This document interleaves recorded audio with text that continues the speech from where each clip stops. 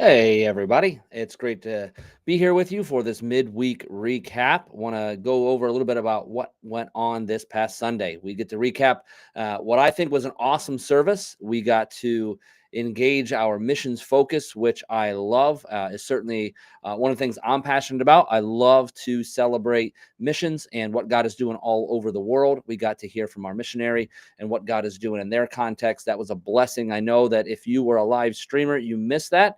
But I wish you could have been there with us in person. God was present, and it was a really great time to celebrate what was going on. We got to get the kids involved, the teens involved. Got to hear from the Tim's trip. Got some awesome information. It was a great time. And then afterward, we got to celebrate at the picnic that we had. Got to have some amazing food. Our hospitality team always knocks it out of the park, and they did not disappoint this past Sunday.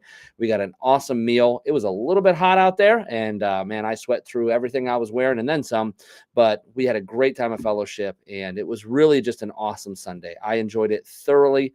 I know many of you did, and so just not a lot to recap because can't recap a ton of the information, but from what we heard, if you were there in person and you were able to hear the message, man, what a challenging message talking about the prodigal son and that idea of having the father's heart. I mean, that's the most important thing, that we would emulate the father's heart. What caught me as I was listening to that was how the father runs out to where the son who is in need is, and the father goes to him.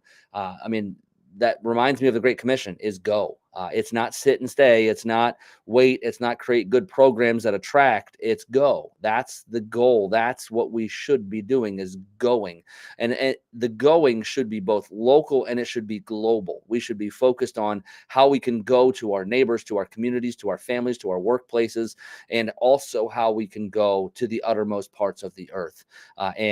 That's what hit me as I thought about that: is how can we go? How do we as a church, how does Antrim go to our local communities? How do we go into the unreached places, even around us? You don't have to leave Franklin County to find unreached people groups. There are people who nobody's trying to reach, nobody's going to. Now, certainly, the churches might have programs in their church, but they might not be going. So I would encourage us to think about, how do we go into these places? How do we leave our comfortable homes, comfortable churches, places of comfort, and how do we go to these places where we find people still in darkness? How do we take the light that Christ has given us, and how do we go to these places just as the father and the prodigal son does? He goes to him in his place of need, and he meets him.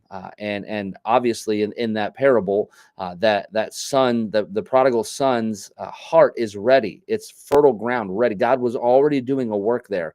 We don't need to just run off into places and ask God to bless us as we go and bless us in what we're doing, but to have eyes to see where God is already preparing hearts. Where is God giving us favor? Where is God sending us to these places where there is fertile ground, where there are people who are seeking and want to know that we can engage them in that place. Too often, I think we run off into what we think is a good idea, and we say, okay, God, bless me as I go, instead of looking to see, where's God already at work? Where is he moving?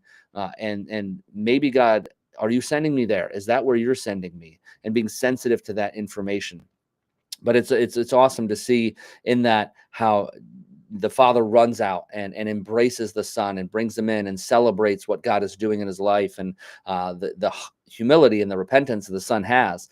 And the older son tends to be some of us church people, where something has disrupted our comfort, something has disrupted our world, and we're not happy about it because they don't deserve it, and we're angry, and so we complain and we cause a scene. I mean, really, you think about the other son, the one that stayed behind. He throws a fit, is really what he's doing. He's standing outside. He's making it known, I'm not coming in.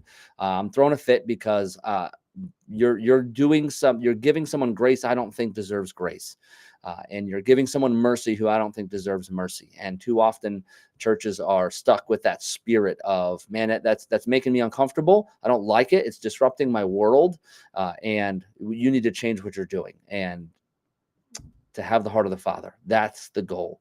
So how are you having the heart of the Father this week? How are you going to places where there are people in desperate need? How are you joining the Father in his work to wrap others in the arms of the Father's love and communicate God's love to them in a way that draws them to repentance, that draws them to the cross. That's the goal. That's our heart. And you don't need to go overseas to do that. You should. Everyone, I believe, should at one point, if possible, go overseas to experience God's work in other cultures. I think it is eye-opening to experience other cultures, and I think everyone should. But you don't have to do that to be a missionary. We are all called, as I said Sunday, we are all called to be missionaries, each and every one of us. Some of us, though, will have that unique calling to go and do that in another culture, but every single one of us is called to go and make disciples. And so I encourage you to think about how having the love of the Father, having the heart of the Father encourages you and compels you into that this week, and to be sensitive to where God's sending you. My guess is God has already sent some of you into places where people desperately need the gospel. And all we have to do is begin to look around and love the people that are there, communicate God's love to them in creative ways, in direct ways, in easy to understand ways, and by meeting real needs at times, but also just by being present sometimes. So there's so many ways to do that. I encourage you to be active and engaged in that. This coming week, we begin our new series on Colossians. I love the book of Colossians. Very much looking forward to jumping into a new series on Colossians for this summer. It will take us all the way up until Move Up Sunday on August 17th. So all the Sundays in between now and then are going to be spent in the book of Colossians. So if you like your homework that we've been giving you, this week's homework is to read Colossians chapter 1, because that's where we're diving in this week. We will cover the first half of Colossians chapter 1. So you do want to read that a few times before you come on Sunday. So it's not the first time you're engaging that material, but I am looking forward to diving into this with you, and I hope that you're looking forward to it as well. Pray that God blesses you in your week, that that you encounter him in these places he's sending you to be a missionary, and you would see the harvest maybe for the first time, but with new eyes this week, as God brings you and draws you into this awesome mission that he has given each and every one of us. It's such a blessing to be a part of that. And when you get to help someone take a step closer to Jesus, man, it's an awesome thing. So I encourage you into that this week. Hope to see you Sunday, back to our regular schedule this coming Sunday, 8 o'clock and 10:45 for our Sunday worship services. If you're not plugged into a Sunday school group, I encourage you to do that. And those happen at 9:30 on this coming Sunday. So 8 o'clock, 10:45 for services, 9:30 for Sunday school. We'd love to see you out there. If you can make it in person, awesome. And we'd love to